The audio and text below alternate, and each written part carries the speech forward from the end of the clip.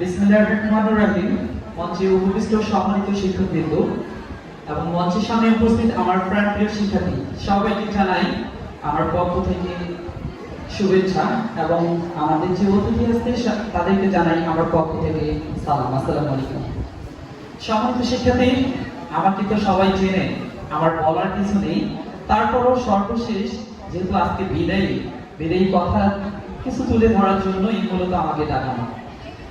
দীর্ঘ আমার প্রাইভেট যাত্রা 9 বছরের আজকে এই সমাপ্তি লগ্নে আমি তোমাদের সামনে হাজির। আমি এই সমাপ্তি লগ্নে হয়তো তোমাদের বিদায় দিচ্ছি, কিন্তু অন্তর থেকে আমি বুঝি যে আসলে কতটা আবেগ নিয়ে তোমাদের বিদায় দিচ্ছি।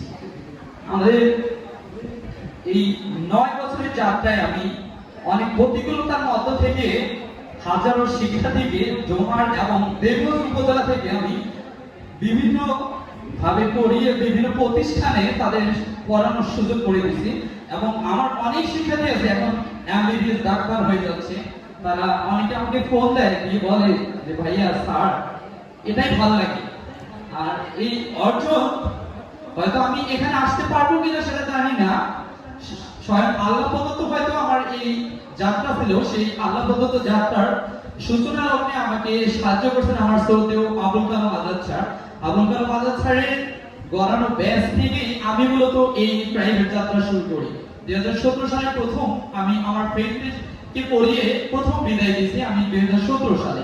তারপর থেকে গুটি গুটি পায়ে আমাদের বিদায় আজকে 9তম বিদায়ী ব্যাচ। তোমরা হয়তো এরপরে আমি আর ব্যাচ সেভাবে কন্টিনিউ করবো কিনা জানি না, তবে আমার টার্গেট হচ্ছে ভালো কোনো জায়গায় উপনীত হওয়া। এই জন্য হয়তো আমি এই শিক্ষাক্ষেত্র থেকে একটু পিছিয়ে যাব। তো 9 বছরে অনেক শিক্ষার্থী পড়িয়েছি, অনেক শিক্ষার্থীর ভালোবাসা অর্জন করছি। একজন শিক্ষক হয়ে আমি এই জিনিসটা উপলব্ধি করছি যে শিক্ষকের মর্যাদা কখনোই অন্য কোনো পেশা থেকে ছোট না। কেন ছোট না? আমি দেখছি আমার কিছু শিক্ষার্থী আমাকে দেখে, আমি এখনো কিন্তু ইয়াং, আমাকে দেখে অনেক শিক্ষার্থী সাইকেল থেকে নেমে হাঁটাই যায়।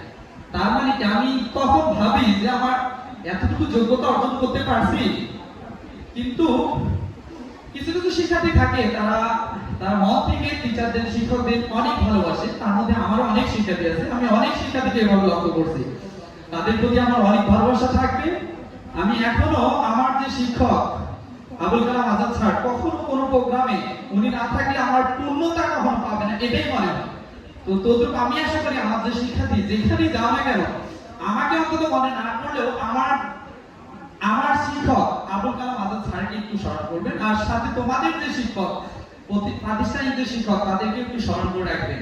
এটাই আমার বার্তা থাকবে। আর যেহেতু আমি দীর্ঘ 1 বছর বা 2 বছর ধরে তোমাদের পড়িয়ে আসছি, পড়া সম্পর্কে তেমন এই বিদায়ী লগ্নে আমি কিছু বলবো না। কেন বলবো না? কারণ অলরেডি আমি অনেকবার তোমাদের সাথে অনেক মজার সাথে বিভিন্ন ভাবে তোমাকে মডিফাই করার চেষ্টা করছি।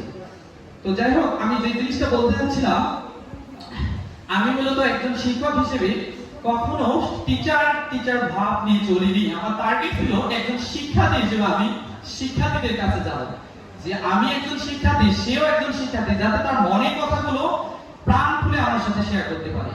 তাদের যে প্রশ্ন ছিল তারা যাতে সহজে প্রকাশ করতে পারে। হয়তো এই জিনিসটার জন্য আমি একবারই সবার কাছে পর্যন্ত গেছি।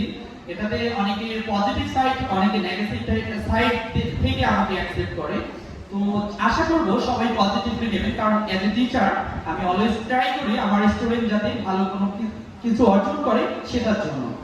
তো যারা আমার কাছে এতদিন পড়ছেন, তোমার পড়ানোর প্রতি, আমার যে পড়ানো, এই পড়ানোর ক্ষেত্রে তোমাদের কোনো অবজেকশন বা কোনো কি আছে আমার প্রতি? আমারও নেই তোমাদের প্রতি। আশা করি সবাই ভালো ভালো জায়গায় যাবা এবং ভালো খবরটুকু আমাকে দিবা। আরেকটা কথা আমি বলছিলাম, আমি কখনো অনেক শিক্ষার্থী আমি পড়াইছি, কিন্তু যারা এসএসসি পাস করে এসে তারা আমাকে মিষ্টি খাওয়াই যায়, কিন্তু যারা এইচএসসি পাস করে এসে তারা আমাকে মিষ্টি খাওয়ায় না। কেন খাওয়ায় না জানেন?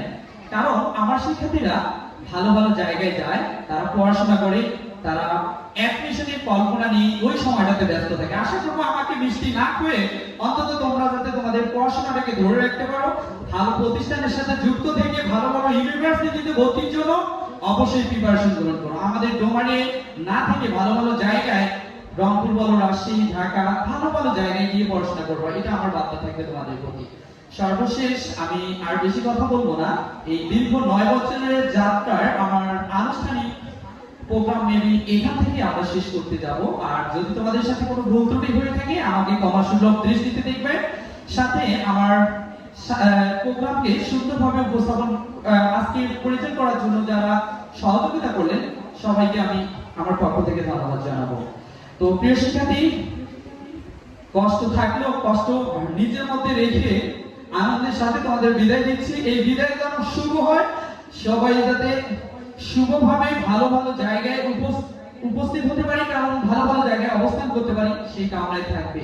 আমার জন্য দোয়া করবেন, আমার স্যারের জন্য দোয়া করবেন, এবং সবার প্রতি আমার মন থেকে দোয়া থাকলো সবাই ভালো ভালো জায়গায় যাবেন। ধন্যবাদ।